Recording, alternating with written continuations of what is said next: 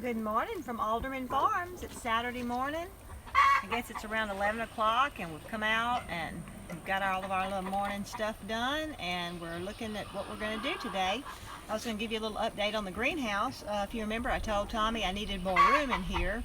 Well, we don't have time to build another greenhouse, but I'm a pack rat, and so we had an old greenhouse, one of those little ones that you buy at Tractor Supply, and this was one of the trays that was in it, the shelf that held the seed trays. Anyway, so what I've done is, I have two 6-foot tables here.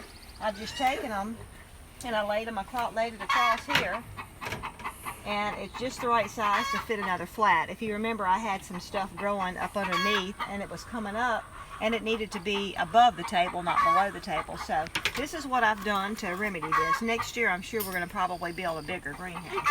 Yeah, we're going to have to. Hey, Bandana Grandma, everybody jumping on. It's hard for me to see the chat because the sun is shining on this screen. YouTube video right now, okay? Hey, Eli. Anyway, so I'm pleased to have this extension. I can still reach all back here to water with my watering wand that I got. And so I'm pleased with that. We did plant a few things out in the garden yesterday evening late. I planted some of my, what was right here? I forgot now. Nasturtiums? Yes, my nasturtiums, thank you. I planted those out. Hopefully they'll last if we have another, if it gets cold. If it freezes, I guess I'll try and cover them. And I also planted some of my kale out. It was a little young, but it had gotten its first leaves, and so I want to go ahead and get it in the ground. I figured it'd take off a lot quicker in the ground. I also planted out my alderman peas. I've changed that bed around a lot because I still didn't get a good stand in the greenhouse. So what I'm hoping for with the alderman peas, hopefully we'll get to try some, but the rest I'm probably going to let go to seed, because the seed is probably anywhere from 15 to 20 years old. So that's old to have seed that has not been properly taken care of. Yeah, I talked a little bit about those yesterday when I went live. So, but anyway, today, I'm pleased with the growth of this is cucumbers and my squash. Hang on just a second, Patty. No, I had a question about the wire that they see around the green. No, that's actually cattle panels. It's 2 cattle panels that we bent, just bent over to form a hoop, and we fastened them together using zip ties. You can see we overlapped them about 6-8 inches and tied them together with zip ties. Hey, North Dakota Pink. Okay, Patty, go ahead. Anyway, this evening, I like, when I put transplants out, I like to do in the evening where it was not so shocking for them in the sun, because it's already getting pretty warm here. So I'm going to be getting some of this lettuce out today. I'm going to actually plant them in the alderman pea bed, because see, it's getting decent size on that lettuce, and it'll go ahead and take off. Also, I want to show you, there was some confusion with the comfrey. I did not know I needed to put it in the freezer before I planted it, so I planted it, and I just want to show you some of it. I've got 2 that are coming up. I only had 5 seeds. Oh no, there's 3 that's coming up, so that's great. So I'll get me a start of comfrey if all goes well with this. So, and this may be one coming up here, so I may have, I don't know. It may all be coming up. Yeah, I may have quite a few coming up. So I'm excited about that.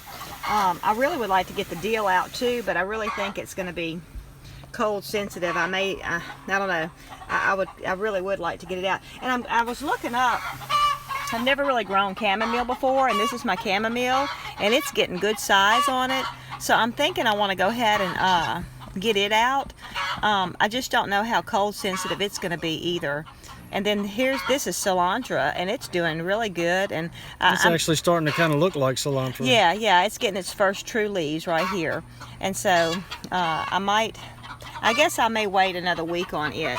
But this is where I had taken some of my kale out right here.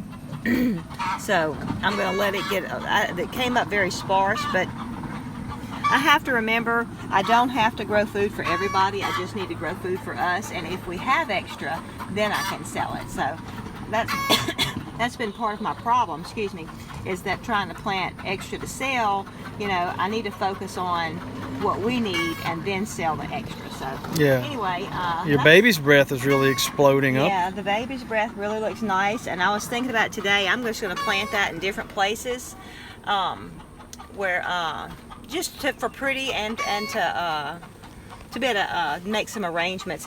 Also, I had some things coming up over here. These are some melons that I got from Alcorn University. I got the seed for that. Is that the caramel honey melons? Yes, it is. That's Y'all, it's cantaloupe type melons that are supposed to taste like caramel and honey. Well, one review said that. So, oh, okay. You know. Anyway, but anyway, this, Tommy, can you say the name of that? Aurora? Yeah, I'm excited about this. This is kind of like a green. Greens, but you actually plant that and you pick off the leaves like you do lettuce. And so I'm really excited, and you see the beautiful color of this. Yeah.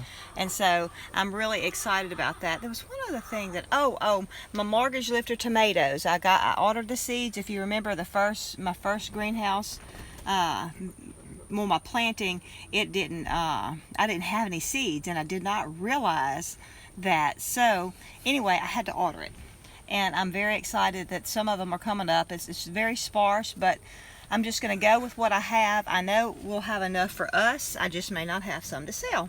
Zinnias here? Here? Yeah. Yeah, zinnias, yeah. Zinnias, sorry. Or zinnia. People say I zinnia. don't know how you say it. But anyway, my peppers are coming up. I'm glad about that. They're slow to come up, and eggplant is up. And see, like my black cherry, what is that? That's 18 that I planted. I'm not getting near that many, but you know, we don't need that many. So this is the golden pearl. We really like these cherry tomatoes. They're just about that big, and but we really like them. So I planted, my seed was older, some seed that I saved, and so I planted extra. So you see, like I have like 4 little tomato plants up right here. So I may repot some of these and sell them because I don't want to plant that many. Not yet, Big Bear. Big Bear wants to know if we trade for some of those alderman peas. No, not yet, because we're trying to increase our flock. Well, the seeds that we had was like 15 to 20 years old, and I've not been very pleased with the germination. So somebody that got the carousel box is probably not going to get great germination either. So what we have planted in the ground, we may try and eat one batch of them, but the rest I'm going to probably save for seeds. And so maybe after this season we can get you some. Yeah. So it was so weird. If you were on with us yesterday live, I was telling you that when Patty, yeah, you can get on a list, Big Bear. When Patty tested the germination last year, how many seeds did you plant? I only planted 6 seeds last year, and every one came up. And so when I put them out in the garden, I just thought maybe it was because they didn't get watered like they needed to or whatever, that I had poor germination. So I came and I planted a whole flat, which here it is right here. This is the flat that I planted, and you can see the sparse holes where I missed this one right here. That's all that came up from the alderman peas. I see a few more coming up right here. And so I was very dissatisfied with the germination rate even in the flat. So anyway, but I did go ahead and replant those out because, you know, it's already getting very warm here, so we really need to have, the peas should be growing nice and big by now. And you'll see some of them are. You'll see some that I transplanted. But y'all come on to the garden. Wait, hang on. Old Alabama Gardener just jumped on. Hey, OAG, so I wanted to show you'd be interested in this. Our comfrey is actually coming up, OAG. Yeah. There's at least 2 that are coming up, and possibly 3 or 4, but 2 at least. So we're happy to see that, and Jared will be happy. Jared Stanley from J&J Acres will be happy to see that too. So. Did you go over there already? Hola, Tomas. Tell everybody good morning. I don't want to ask Miss Carol to do that. Okay? All right, so sorry for the trash in the yard. That's puppy trash. Blue likes to find things, and we just cleaned it up 2 days ago. And so we'll come over here into the garden for just a few minutes. We don't have long because we got to actually get out here and break a sweat. Oh, you want to stay right here? Well, I just want to show them I planted the nasturtiums right here. And, all right, hang on, say that again. I planted the nasturtiums right here, and you know, I'm thinking after looking at my garden planter, I went ahead and bought the garden planter from Mother Earth News. I may have planted them too close, but anyway, live and learn. I've got them in the ground, so I've got more seeds if I need to reseed. We're trying to figure out today, one thing that we want to do is I've got some blueberry bushes that I ordered and some grapevines that we should have had in the ground a month ago. But we're trying to figure out where in our garden area we can plant that. And I'm actually thinking about putting the grapevine in here in the garden somewhere. And I also, somebody had given me some green onions, so I've just kind of stuck those in the ground. Oh, you did? I see it now. Yesterday I was telling them that you just threw those over the fence to get them away from the dogs. I did. And then yesterday evening I came and put them in the ground because he had drug them off from the deck and torn them up all over the ground. Yeah. And so I just thrown them over here, but now actually stuck them in the dirt. So. Oh, but my point was, I didn't think that you were going to plant them right there. I thought you were just. Oh yeah. Well, I mean, why not? Because I mean, the horseradish will take up this area, but right now it's not. So why not use it? So I'm trying to be wise and use all of my area. In fact, right here, you know, this was just part of the pathway where we have all this mulch, and it's such a large area. I thought, why not plant here? So we piled it with mulch to keep the grass down, and I'm going to put some of my herbs along through here. Yeah. So anyway, and for those of you that weren't on yesterday, just a little note about this horseradish. You know, the original planting of the horseradish is under that big bunch of leaves right there, but you can see where there's a little sprout up, you know, 6-8 inches this side of it, and then look way over there, 3 feet away, is another one, and then back there is another one, and so that's all spread under the ground naturally. That's not separate plantings. So be careful where you plant your horseradish, give it room to grow. Yeah, that's it. Yeah, and honestly, we really need to get these two up because that's kind of far out. We really need to keep it closer in. Yeah. But and this is the arugula. It's doing great. I had a lady that brought a granddaughter out last weekend, and she's like, "Oh, I want some of that." So it's starting to grow. I've never eaten it, so we'll see. I mentioned yesterday that Patty, that you had mentioned how that it just kind of blew up out of the ground, but then seemed to have slowed. Yeah, it doesn't seem like it's growing as fast now. I may water it a little bit. I did fertilize it, so I don't know. And maybe that's how arugula grows. I've never planted it before, so I don't know. I've also put mulch in this box yesterday because it was empty, and I'm planning on putting plants there. So I've got the mulch there ready, and I'll just pull it aside and get the plants in the ground there. Let's go around here because I want to kind of tell them where I'm thinking about doing the grapevines, and maybe they might have an idea, better idea.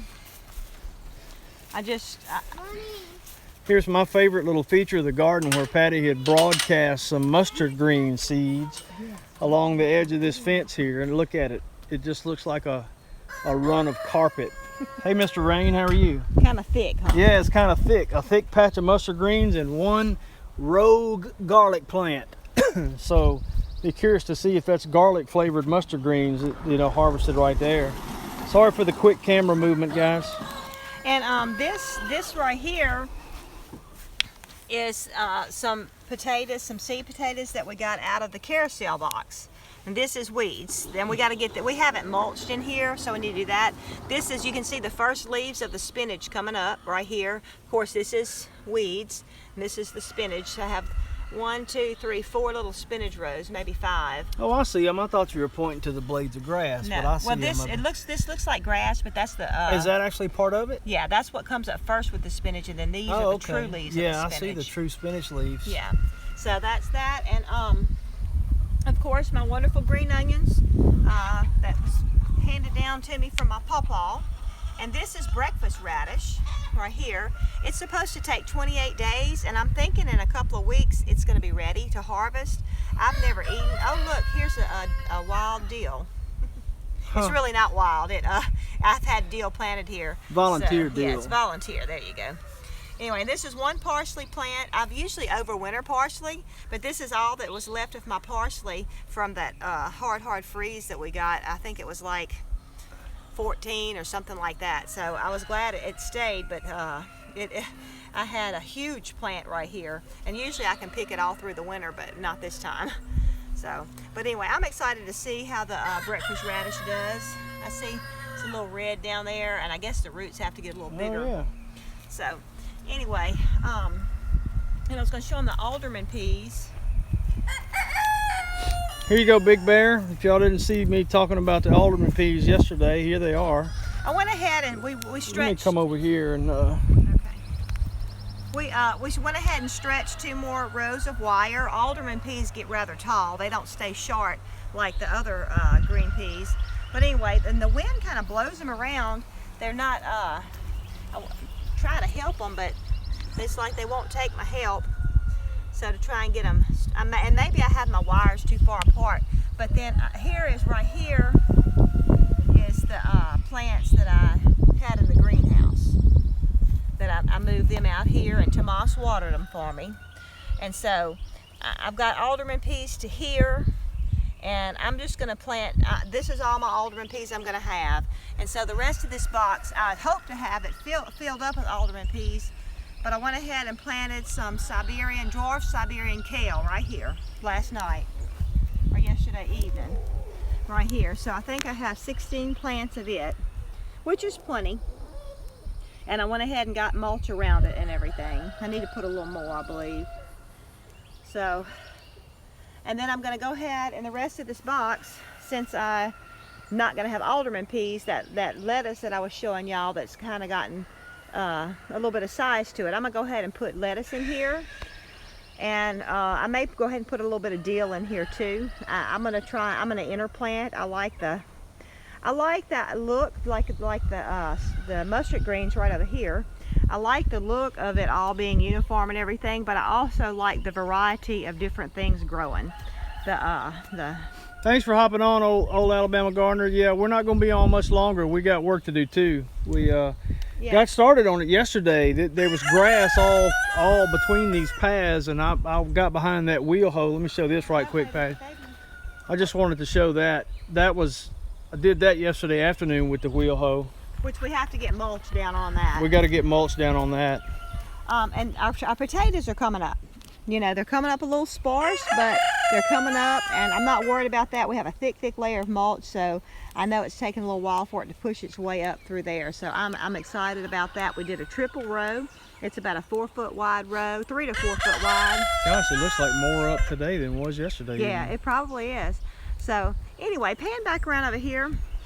I just want to show them beyond the horseradish. I'm thinking, where you can see the dark mulch, I'm thinking of putting a grapevine there, and I'm going to let it run on my fence and see how that goes. I don't know.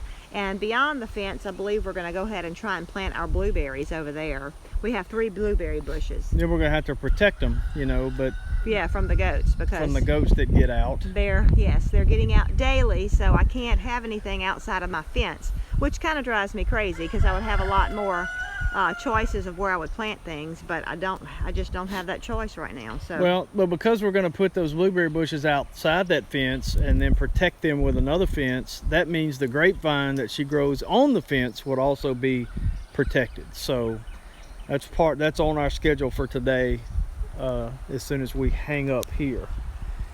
Anything else, Pat? No, I wish my peas would grab onto the wire a little better. They drive me kind of crazy. Anyway, but we just wanted to give you a little update of what's going on. So we have on the agenda today blueberry bushes and grapevines, first order of business. And this evening I'm going to definitely try. And a wheel hoe.